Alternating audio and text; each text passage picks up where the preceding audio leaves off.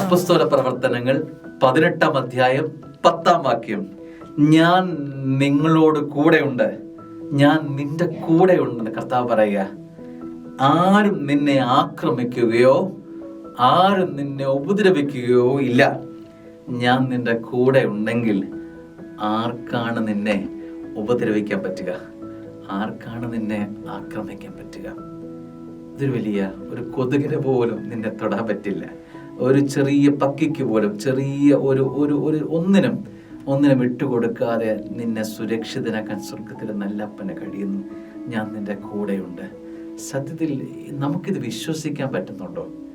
ഞാൻ നിന്റെ കൂടെയുണ്ട് എന്ന് പറഞ്ഞാൽ ഇതൊരു കോൺഫിഡൻസ് ആണ് സ്നേഹമുള്ളവരെ. കർത്താവിൻ്റെ കൂടെയുണ്ട് എന്നുള്ളത് ഒരു വലിയ ഇരുട്ടിലേക്ക്, ലൈറ്റ് മുഴുവൻ ഓഫാക്കി നമ്മൾ ഇരുട്ടിലേക്ക് ഇറങ്ങിപ്പോകുമ്പോൾ എന്ത് കോൺഫിഡൻസ് ആണ് ഈ ഇരുട്ട് യാത്രയ്ക്ക് മുമ്പിൽ എൻ്റെ ജീവിതത്തിലുള്ളത്.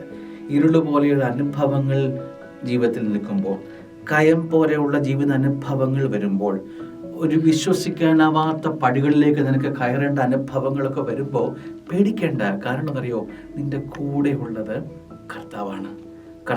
ഈ കയമനുഭവങ്ങളാവാം, ഇരുളനുഭവങ്ങളാവാം, കയറ്റാനുഭവങ്ങളാവാം, ഇവയിലെല്ലാം സ്വർഗത്തിലെ നല്ലപ്പൻ നിന്റെ വലത്ത് കരുത്ത് പിടിച്ചിട്ടുണ്ട്, ചേർത്ത് പിടിച്ചിട്ടുണ്ട്.